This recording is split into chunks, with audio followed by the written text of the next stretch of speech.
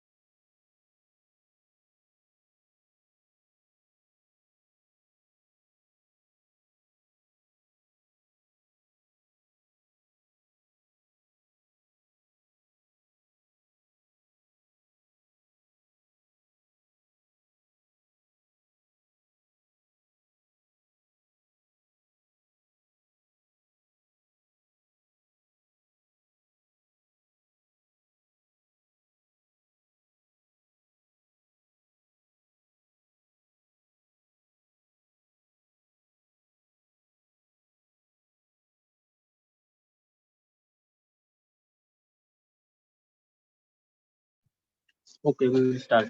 If my voice is audible and screen is visible to you, just let me know so that I can start.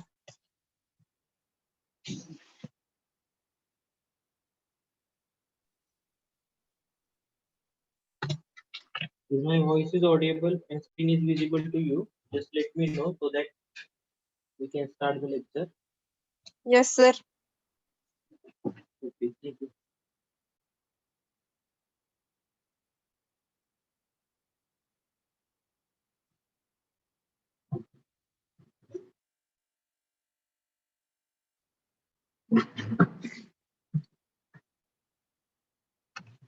Okay, in previous lecture, we have studied about the some of the important parts of the theodolite instrument. Okay, now I will give you some extra information about those.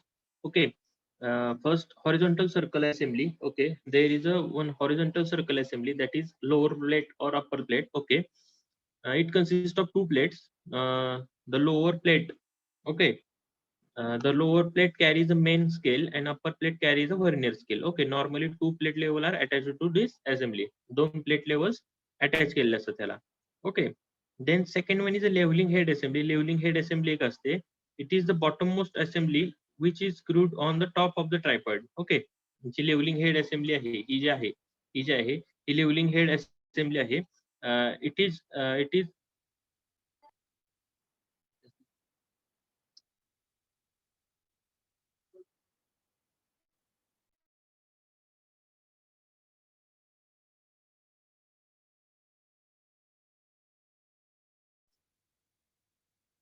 okay. So leveling head assembly which is screwed on the top of the tripod or fix करतो आपण at its base and tribage which contains three or four foot screw. Last लेक्चरला मी तुम्हाला सांगितलं 3 किंवा 4 फूट screw असू शकतात. ठीक आहे, जनरली 3 असतात पण काही याच्यात 4 फूट स्क्रू असतात. The bubble is used to put the horizontal circle into horizontal plane. Okay, bubble tube एक दिलेली असती ती कशासाठी to keep the instrument exactly horizontal. Okay, by using the foot screw we make the instrument exactly horizontal. The locking device holds the levelling head and tribrach together. Locking head म्हणजे एक wing nut असतो, त्यांनी आपण instrument हे tripod स्टँडला fix करतो. The foot with the help of the foot screw instrument can be leveled, that is vertical axis can be made truly vertical. ठीक आहे. नाव लेवलिंग स्क्रू बद्दल आपण लास्ट लेक्चरला पाहिलं 3 किंवा 4 लेवलिंग स्क्रू असतात. 3 असतील तर तुमचं जे लेवलिंगचं ऑपरेशन आहे ह्याला थोडासा वेळ जातो. 4 असतील तर तुमचं लेवलिंगचं ऑपरेशन पटकन होतं. का तर तुम्हाला इन्स्ट्रुमेंट रिव्हॉल्व करायला लागत नाही. चारी कॉर्नरला 4 स्क्रू असतात. ठीक आहे, आणि 4 जर स्क्रू असतील तर त्याचा डिसएडव्हान्टेज काय आहे, तर जेव्हा तुम्ही अपोजिटचे 2 स्क्रू इनवर्ड किंवा आउटवर्ड मूव्ह करत असता at that time the remaining two screw go under the pressure. Okay, unequal pressure त्याच्यावर बिल्ट अप होतं आणि it happens what happens to it, तर इन्स्ट्रुमेंटचं वेअर अँड टिअर होतं. ठीक आहे. आणि दुसरं एक महत्वाची गोष्ट सांगितलेली, जो स्क्रू हे जे आहे ते व्हर्टिकल ऍक्सिस पासून किती लांब आहेत. फूट स्क्रू जे आहेत ते व्हर्टिकल ऍक्सिस पासून किती लांब किंवा किती जवळ आहेत ह्याच्यावर त्याचं टिल्ट पर टर्न डिपेंड असतो. म्हणजे जर स्क्रू जर व्हर्टिकल ऍक्सिस पासून दूर असतील, लांब असतील तिन्ही स्क्रू, तर तुमचा एक टर्न घेतल्यानंतर, स्क्रूचा एक टर्न घेतल्यानंतर जो टिल्ट असेल तो थोडा असेल. पण जेव्हा स्क्रू हे व्हर्टिकल ऍक्सिसच्या एकदम जवळ असतील तर तुमच्या टिल्ट पर टर्न हा जास्ती असणार आहे. ठीक आहे. ही ऍडिशनल इन्फॉर्मेशन आहे. ठीक आहे. Then there is a plumb bob. Plumb bob एक असतो आपण, प्लंब बॉब म्हणजे वळंबा थोडक्यात.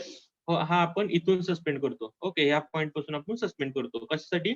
To for centring of the instrument. Okay, plumb bob is suspended from the vertical axis of the theodolite to be centred over the station. Okay, इथून आपण plumb Bob suspend करतो. आणि plumb Bob suspend केल्यानंतर तुम्हाला कधी कधी लक्षात येतं की तुमचा प्लंब बॉब जिथं पडतोय त्याच्या थोडंसं आसपासच तुमचा सेंटरिंग पॉईंट आहे. म्हणजे तुम्हाला फाईन ऍडजस्टमेंटची गरज आहे. तर फाईन ऍडजस्टमेंट करण्यासाठी there is a shifting arrangement. Okay, centre shifting arrangement is there.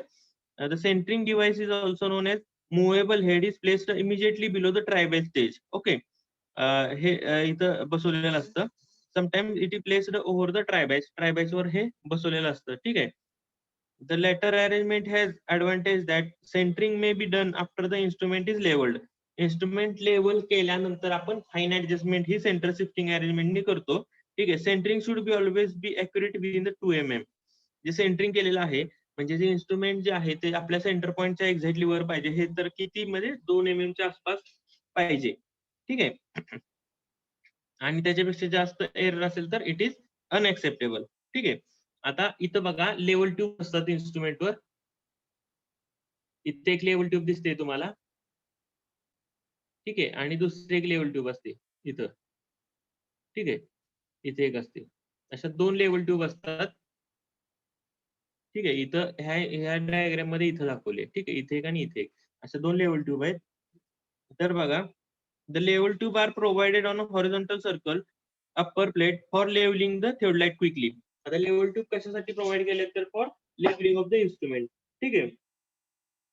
Of the two or one is placed parallel and other is right angle to the line of sight. Line of sight ला एक parallel किंवा perpendicular असते आणि त्या level ट्यूबला दुसरी जी level tube असेल ती perpendicular असते. ठीक आहे. The level tube parallel to the line of sight. The level tube parallel to the line of sight should be more sensitive. Okay, the line of साइटला पॅरलल असेल. Line of sight म्हणजे ज्या rainy तुम्ही पाहता. ठीक आहे, तो रे. The level tube parallel to the line of sight should be more sensitive since it controls the horizontal axis and therefore verticality of the plane rotation and the line of sight. आता बघा, ज्या अँगलनी आपण पाहत असतो म्हणजे ज्या रेषेत आपण पाहत असतो त्या रेषेतली जी लेवल ट्यूब असेल ती जास्तीत जास्त ही पाहिजे, तुमची सेन्सिटिव्ह पाहिजे. का तर बघा, I will show you.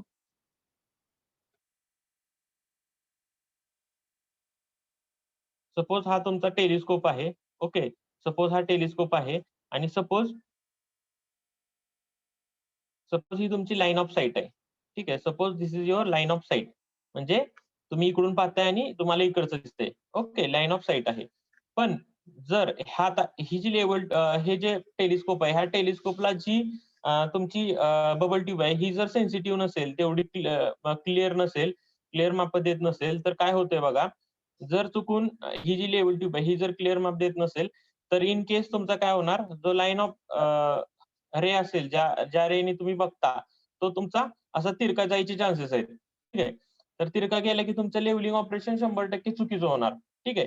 He G level tube आहे ही जर सेन्सिटिव्ह नसेल तर हा तुमचं जी ऍडजस्टमेंट आहे ते चुकीचं होणार आणि तुम्ही जे रिडिंग घेतले ते चुकीचे येणार. ठीक आहे. So the level tube which is parallel to the line of sight that should be more sensible. Okay, sensitive.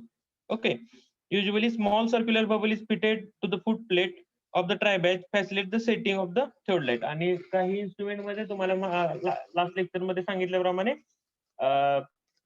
हे पण प्रोव्हाइड केलेलं असतं, सर्क्युलर बबल ट्यूब पण प्रोव्हाइड केलेली असते. ठीक आहे. आता बघा सर्कल्स, जे हॉरिझॉन्टल सर्कल व्हर्टिकल सर्कल जे आहेत त्याच्याबद्दल बघा जरा extra information. The size of the theodolite is defined by the diameter of the horizontal circle, okay, and it varies from 8 to 25 centimeter. इंस्ट्रुमेंटची G size आहे that is defined by the size of the horizontal circle, ती किती असते generally 8 ते 25 centimetre असते. It is graduated from 0 to 360 degree in a clockwise manner. ठीक आहे, horizontal circle जो आहे त्याच्यावर 0 to 360 डिग्री अँगल मार्क केलेले असतात आणि ते पण क्लॉकवाईज मॅनर मध्ये केलेले असतात. आणि हे कशासाठी मार्किंग केले तर to measure the horizontal angle. The vertical circle usually of the same diameter as the horizontal circle. आता व्हर्टिकल सर्कल जे आहे,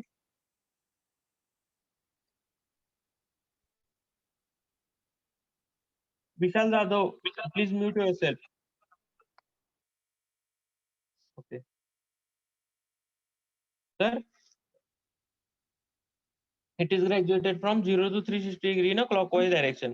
The vertical circle usually of the same diameter of the horizontal circle. आता इथं बघा हे आहे vertical circle, horizontal circle. Just a minute. हे जे आहेत हे हॉरिझॉन्टल सर्कल आहेत. ओके, हे जे दोन आहेत ते हॉरिझॉन्टल सर्कल आहेत. ठीक आहे, आणि दुसरं एक सर्कल असतं इथं, ते झालं vertical circle. Okay, vertical circle एक इथं असतं. ठीक आहे, इथे एक सर्कल आहे दॅट इज व्हर्टिकल सर्कल. असे दोन सर्कल असतात. ठीक आहे, तर व्हर्टिकल सर्कलचा डायमीटर हा जनरली हॉरिझॉन्टल जे सर्कल आहे त्याचाच तेवढाच असतो आणि व्हर्टिकल सर्कलचा उपयोग काय तर त्याच्यावर आपण व्हर्टिकल अँगल मेजर करतो. Okay, the graduation on it are from 0 to 90 degree. आता बघा व्हर्टिकल सर्कल मध्ये 0 to 90 डिग्री असे अँगल्स असतात आणि हॉरिझॉन्टल वर काय 0 to 360 degree. Okay, two verniers are provided at each on each circle and the lower power magnifiers are attached reading the observation values. आता हे जे सर्कल प्रोव्हाइड केलेले आहेत त्याला दोन साईडला वर्नियर प्रोव्हाइड केले असतात. वर्नियर म्हणजे जिथून आपण पाहतो, वर्नियर म्हणजे दुसरं तिसरं काही नाही, जिथून आपण रिडिंग पाहतो. ठीक आहे, तर जस्ट अ मिनिट.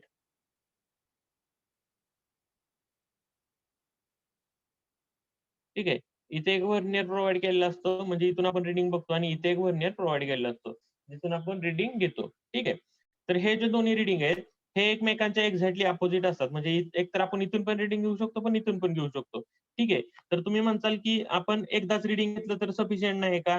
तर नाहीये का? तर इन्स्ट्रुमेंट मध्ये कधी कधी एरर असतो. इन्स्ट्रुमेंट वापरून वापरून त्याच्यात एरर आलेला असतो. त्यामुळे आपण काय करतो, इथलं पण रिडिंग घेतो आणि इथलं पण रिडिंग घेतो आणि त्या दोन्ही रिडिंगचा आपण ऍव्हरेज घेतो. ओके, सेम केस व्हर्टिकल सर्कलच्या बाबतीत पण आहे. There are two verniers on which we take the readings and after that we will take the average of both the readings. त्या दोन्ही रिडिंगचा आपण ऍव्हरेज घेतो. ठीक आहे, तर आता मला एक सांगा, सपोज इन केस ह्या वर्नियर जर 0 डिग्री रिडिंग येत असेल तर हे एक्झॅक्टली अपोजिट आहे. तर ह्याच्यावर किती येणार? बाय डिफॉल्ट 180 डिग्री येणार, बरोबर का? Okay, 180 good. डिग्री 180 डिग्री येणार. सपोज इथं जर 30 डिग्री रिडिंग दिसत असेल तर इकडे किती असणार आहे बाय डिफॉल्ट? 210. Okay, good. 210 म्हणजे थोडक्यात काय तो एक्झॅक्टली अपोजिट आहे. म्हणजे 180 डिग्रीने पुढे आहे किंवा 180 डिग्रीने मागे आहे. ठीक आहे, म्हणजे इथं जर 310 असेल, आता बघा जर इथं 310 असेल तर इकडे किती येणार?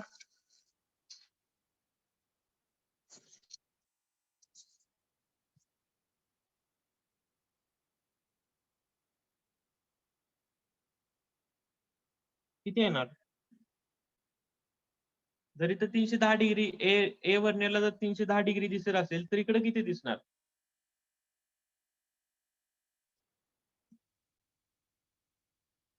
70 डिग्री. कसं काय 70 डिग्री?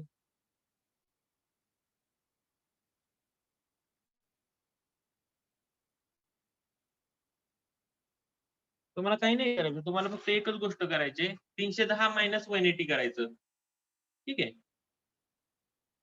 कारण 180चा डिफरन्स आहे ना. हा, 130. ठीक आहे, म्हणजे 310 आणि दुसरा कुठला आकडा आहे त्याच्यामध्ये तुमचं 180चा फरक असेल. ठीक आहे, आपल्याला 360च्या तर वर जाता येत नाही. बाय डिफॉल्ट आपल्याला 360च्या वर जाता येत नाही म्हणून आपल्याला मागे यायला लागेल. ठीक आहे, म्हणून 310 मायनस 180 केलं आपण. We get the reading 130. Okay, तर अपोजिट एंडला त्या केसमध्ये 130 डिग्री रिडिंग असणार आहे. ठीक आहे, तर असं असते.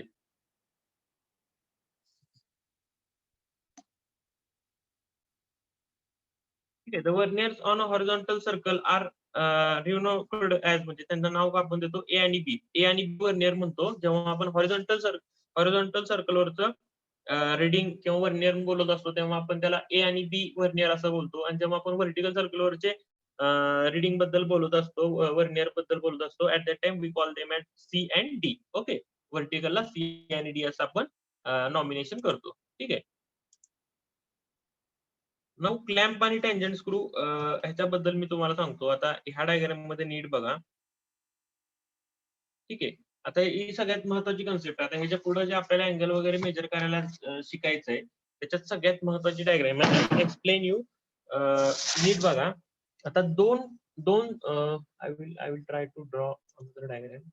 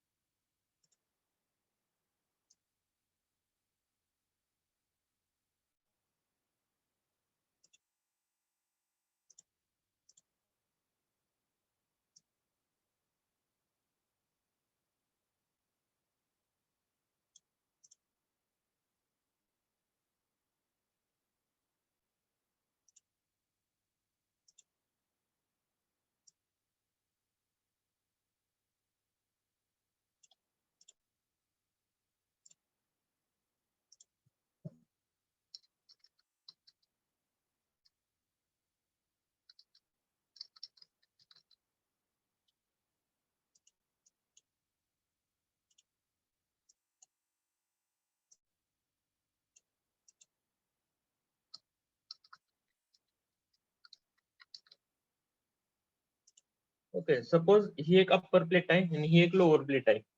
ठीक आहे. तर अप्पर प्लेट आणि लोअर प्लेट ह्या एकमेकांना एका स्क्रूनी फिक्स केलेल्या असतात. ठीक आहे. आता मी I will show you. There is one screw.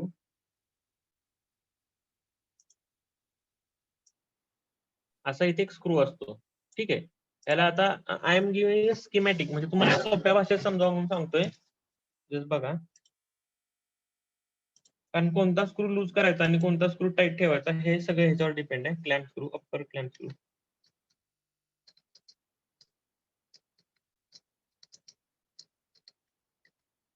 ठीक आहे. हा झाला अप्पर क्लॅम्प स्क्रू. आणि इथे एक स्क्रू असतो.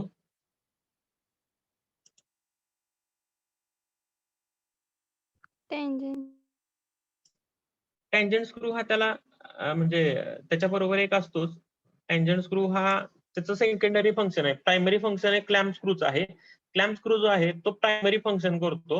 म्हणजे त्याचं सगळ्यात महत्वाचं फंक्शन आहे की ते दोन्ही टाईट करायचं किंवा लूज करायचं. आणि टँजंट स्क्रू आहे हे दोन्हींना टँजंट स्क्रू येतात त्याच्याबरोबर.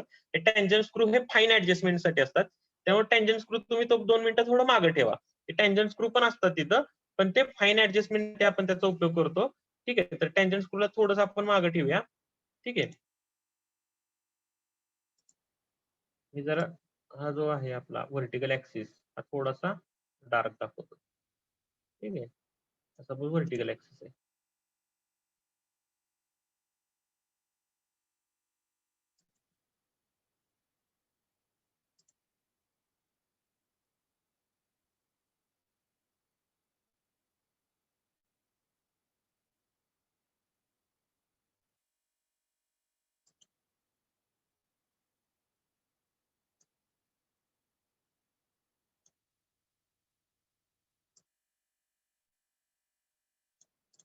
ओके. आणि हा जो आहे खालचा त्याला आपण हे बोलूया लोअर क्लॅम्प स्क्रू. ठीक आहे. इथं नाव लिहितो मी.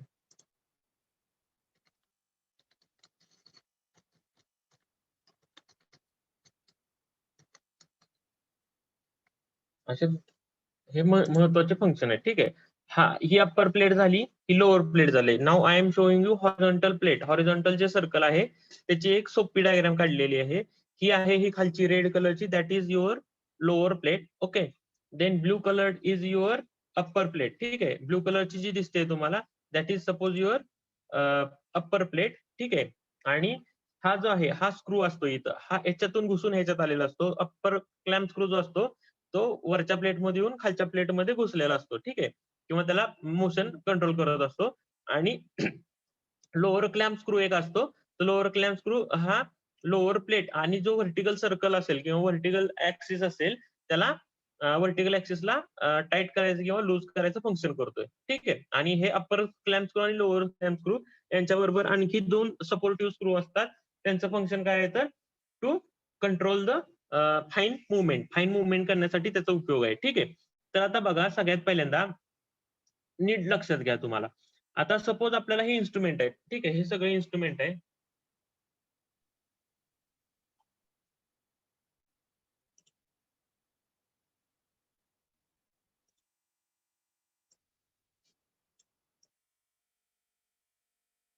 हे सगळं आपलं इन्स्ट्रुमेंट आहे. ठीक आहे. हे आपलं इन्स्ट्रुमेंट आहे समजा. ठीक आहे. हे इन्स्ट्रुमेंट आपल्याला मूव्ह करायचंय. हे इन्स्ट्रुमेंट आपल्याला व्हर्टिकल सर्कलच्या अराउंड व्हर्टिकल ऍक्सिसच्या अराउंड मूव्ह करायचंय. ठीक आहे. हे इन्स्ट्रुमेंट आपल्याला व्हर्टिकल ऍक्सिसच्या अराउंड मूव्ह करायचंय. तेव्हा तुम्हाला एक गोष्ट लक्षात येईल, की त्या केसमध्ये जर तुम्हाला व्हर्टिकल ऍक्सिसच्या अराउंड मूव्ह करायचंय, तर तुम्हाला हा जो स्क्रू दिसतोय इथं जे माझं कर्सर दिसतंय का तुम्हाला? हा जो स्क्रू असेल तो लूज करायला पाहिजे.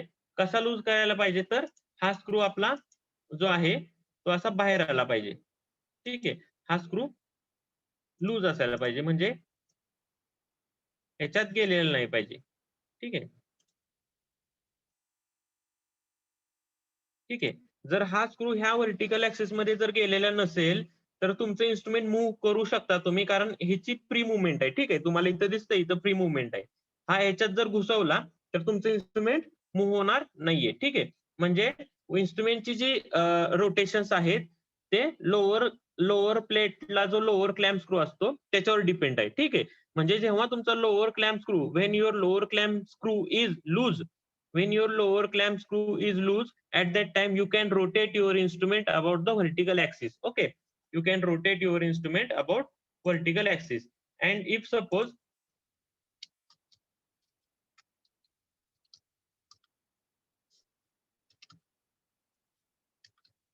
ओके, and if suppose हा जो स्क्रू आहे हा जर आपण टाईट केला, okay, if suppose if we tight this screw, okay, हा स्क्रू जर आपण टाईट केला म्हणजे थोडक्यात पुढे आला हा. ठीक आहे. म्हणजे काय झालं हा ह्याच्यात घुसलेला आहे. ठीक आहे. At that time you can't rotate your instrument म्हणजे जेव्हा तुम्हाला इन्स्ट्रुमेंट रोटेट करायचं नाहीये तेव्हा तुम्ही अप्पर लोअर क्लॅम्प स्क्रू हा टाईट करणार. ठीक आहे. At that time your instrument would not gate rotate about it's vertical axis. ठीक आहे. त्याच्या भोवती फिरणार नाही. ही सगळ्यात पहिली कन्सेप्ट झाली. ठीक आहे. आता लोअर प्लेट आणि लोअर प्लेट आणि अप्पर प्लेट ह्याच्यामधलं रिलेशनशिप बघा. जेव्हा तुम्हाला लोअर प्लेट आहे अशी या जागेवर ठेवायचे आणि अप्पर प्लेट मूव्ह करायचे. ठीक आहे. लोअर प्लेट तुम्हाला आहे त्या जागेवर ठेवायची आणि तुम्हाला अप्पर प्लेट मूव्ह करायचे. ऍट दॅट टाइम तुम्हाला काय करावं लागणार? हा जो अप्पर क्लॅम्प स्क्रू आहे हा अप्पर क्लॅम्प स्क्रू तुम्हाला लूज करावा लागणार. ठीक आहे. हा अप्पर क्लॅम्प स्क्रू लूज करणार तुम्ही. अप्पर क्लॅम्प स्क्रू लूज करणार म्हणजे काय करणार? हा असा लोअर प्लेट मध्ये जाणार नाही. ठीक आहे. ऍट दॅट टाइम आता बघा ह्या दोघांमध्ये गॅप आहे एक त्यामुळे ते दोन्ही म्हणजे अप्पर प्लेट ही लोअर प्लेटवर बिनधास्त फिरू शकते. म्हणजे लोअर प्लेट जर टाईट केली आणि अप्पर प्लेट वरचा स्क्रू जर लूज ठेवला तर you can rotate upper plate on lower plate. ठीक आहे. म्हणजे ह्या केसमध्ये बघा आता इथं टाईट केलाय म्हणजे लोअर प्लेट तर टाईट आहे आणि अप्पर प्लेट लोअरला टाईट नसल्यामुळं तुम्ही इन्स्ट्रुमेंट मूव्ह करू शकताय रिलेटिव्ह टू अप्पर प्लेटला घेऊन तुम्ही इन्स्ट्रुमेंट रिव्हॉल्व करू शकताय. आणि इफ सपोज हा जर स्क्रू जर तुम्ही टाईट केला याच्यात जर टाईट केला तर तुमचं इन्स्ट्रुमेंट इथं पण फिक्स आहे आणि इथं पण फिक्स आहे. ठीक आहे. म्हणजे तुमचं इन्स्ट्रुमेंट मूव्ह होणार नाही.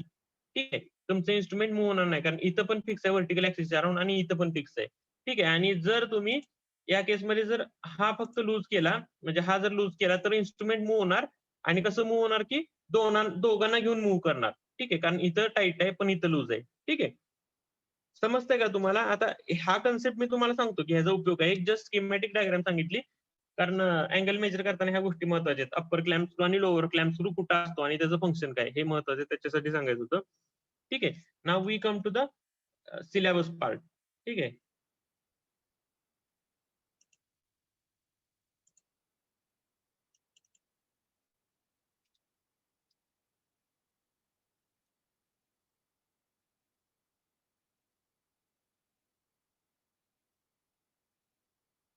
ओके, तर हॉरिझॉन्टल अँगल मेजर करताना ह्याचा उपयोग आहे.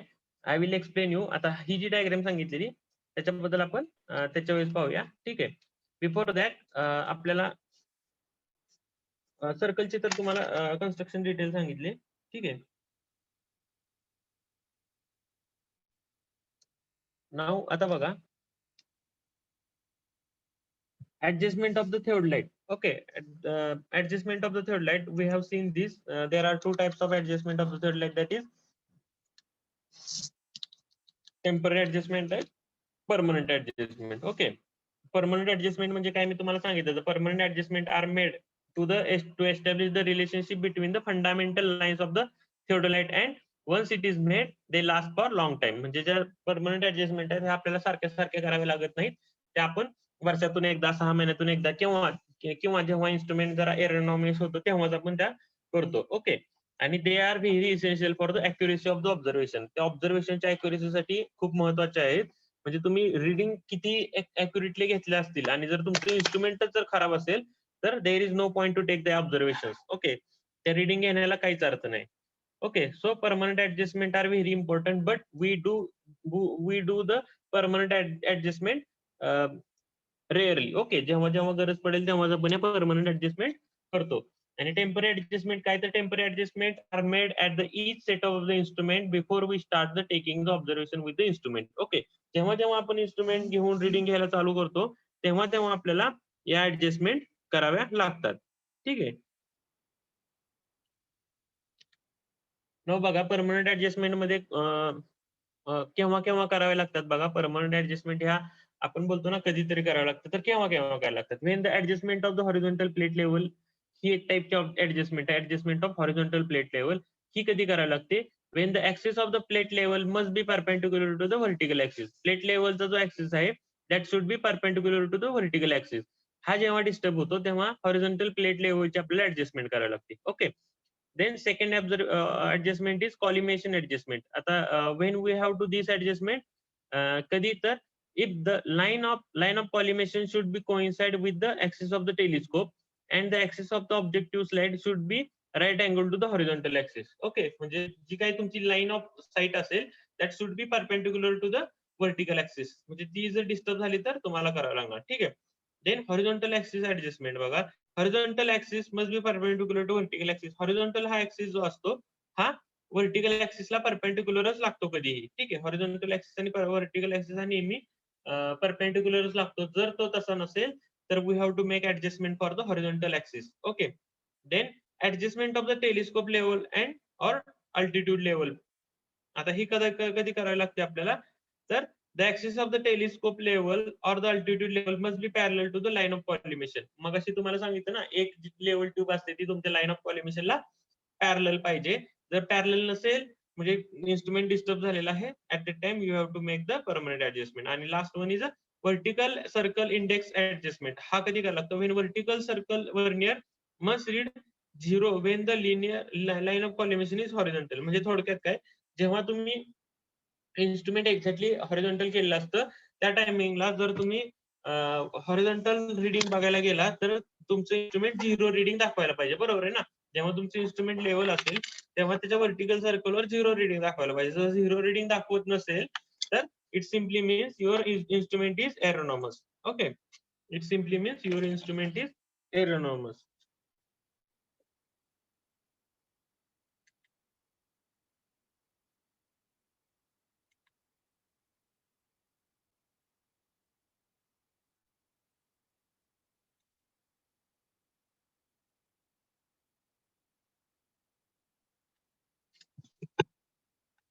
ओके, आणि आता बघा टेम्पररी ऍडजस्टमेंट. या टेम्पररी ऍडजस्टमेंट आपल्याला कधी कराव्या लागतात, the temporary adjustment are made at the each setup of the instrument before we start the taking the observation with the instrument. जेव्हा जेव्हा आपण रिडिंग घ्यायला चालू करतो तेव्हा तेव्हा या तुम्हाला ऍडजस्टमेंट कराव्या लागतात. ठीक आहे. There are 3 temporary adjustment. Temporary adjustment कोणत्या कोणत्या आहेत बघा. सेंटरिंग, एक तर सेंटर करायचं होतं इन्स्ट्रुमेंट स्टेशन पॉइंटवर. देन लेवलिंग, तो इन्स्ट्रुमेंट लेवल करायचा. अँड फोकसिंग, आणि नंतर इन्स्ट्रुमेंट फोकस करायचं. ठीक आहे, या महत्वाच्या ऍडजस्टमेंट आहेत. ओके, तर आता बघा ऍडजस्टमेंट बघूया आपण temporary adjustment. Setting over the station. सगळ्यात पहिलं काय, इन्स्ट्रुमेंट आणलं तुम्ही what you have to do to set that instrument over the station point. ठीक आहे. तर त्याच्यासाठी काय करता, centring of the instrument over the station mark by plumb bob. Plumb bob म्हणजे वळंबा. ठीक आहे. वळंबा म्हणजे थोडक्यात काय, एक मेटॅलिक ब्लॉक असतो ज्याला एक स्ट्रिंग बांधलेली असते आणि तो वरून तुम्ही सस्पेंड करता. ठीक आहे. ग्रॅव्हिटीच्या अंडर तो बरोबर एक्झॅक्टली व्हर्टिकल होतो. So setting over the station point. सगळ्यात पहिली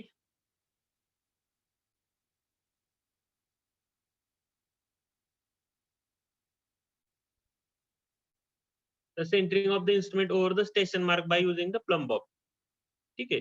आणि before that can you just write this permanent adjustment. तुम्ही ह्या लिहून घेता का? खूप महत्वाचं आहे पण.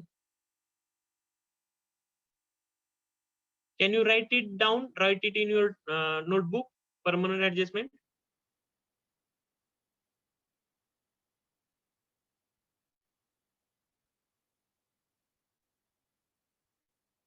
Please write this permanent adjustment in your notebook first.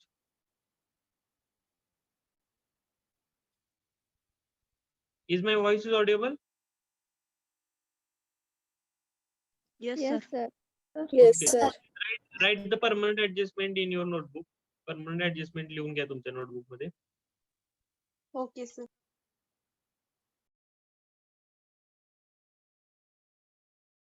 Should I recall or will you write by looking into your screen? तुम्ही स्क्रीन मध्ये बघून लिहिचाल का?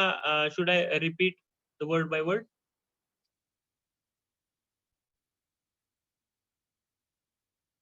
लिहितो, sir. Okay, thank you.